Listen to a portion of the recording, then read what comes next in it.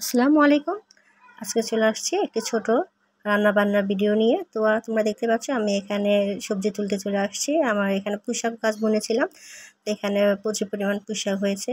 আর যে পরিমাণ রোদ পড়েছে শাকগুলো শুকিয়ে যাচ্ছে, তাই ভাবলাম আজকে এই পুঁইশাকগুলো কেটে রান্না করে নেব। তার জন্য এখান থেকে পুঁইশাকগুলো তুলে নিচ্ছি। আর নিজের হাতে বোনা গাছের সবজি খেতে কিন্তু ভালোই লাগে। তো এখানে আরও কয়েক পদের গাছ আছে আমার, বেগুন গাছ আছে, ধনিয়া পাতা গাছ আছে, লেবু গাছ আছে, অনেক ধরনের গাছ বুনেছি। তো সেগুলো তোমাদের সাথে শেয়ার করবো পরে। তো এই তো এখন আমি সবজিগুলো তুলে নিয়ে আসছি, এখানে আমি এগুলো কেটে পরিষ্কার করে নিব। তো আমি সবজিগুলো কেটে ধুয়ে পরিষ্কার করে নিয়েছি, সাথে আরও অনেক সবজি কেটে নিয়েছি। তো এখন সবগুলো একসাথে রান্না করে নেব। তো প্রথমে আমি একটা কড়াই বসিয়ে দিলাম, দিয়ে দিলাম পরিমাণ মতো তেল, আর দিয়ে দিলাম রসুন কুচি। রসুনটা হালকা ভাজা হয়ে আসলে দিয়ে দিয়েছি পেঁয়াজ কুচি। তো পেঁয়াজটা হালকা নাড়াচাড়া করে এখন পরিমাণ মতো মশলা অ্যাড করে নেব। দিয়ে দিলাম ধনিয়া গুঁড়া, হলুদ গুঁড়া, মরিচ গুঁড়া, জিরা গুঁড়া, সবগুলোকে এখন একসাথে দিয়ে ভালো করে কষিয়ে নিব।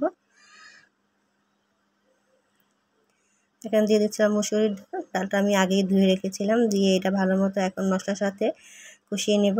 তারপরে সবজিগুলো অ্যাড করে নেব।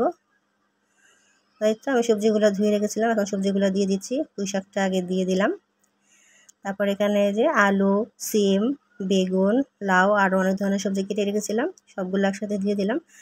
সবগুলো সবজি একসাথে দিয়ে এখন নাড়াচাড়া করে ঢাকনা দিয়ে রেখে দেবো। তো এটা একটু কষানো হয়ে গেলেই পরিমাণ মতো পানি দিয়ে দেবো। আর এভাবে সবজিটা রান্না করলে কিন্তু খেতে খুবই ভালো লাগে, আর গরমের দিনে কিন্তু সবজি খেতে ভালো লাগে, খারাপ লাগে না তেমন একটা। আর এই সবজিটা তোমরা চাইলে সকালে রুটি বা পরোটার সাথে খেতে পারো, আর ভাত দিয়েও খাওয়া যায়। তো এখানে পরিমাণ মতো লবণটা দিয়ে দিলাম, তো এখন ঢাকনা দিয়ে ঢেকে দেবো।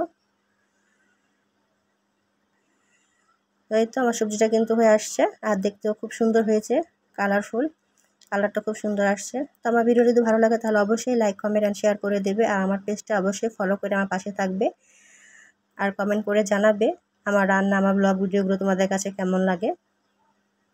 তো এই তো ধনিয়া পাতা দিয়ে দিলাম, এখন আমি এটা নামিয়ে নেব। সবাই ভালো থেকো, আল্লাহ হাফেজ।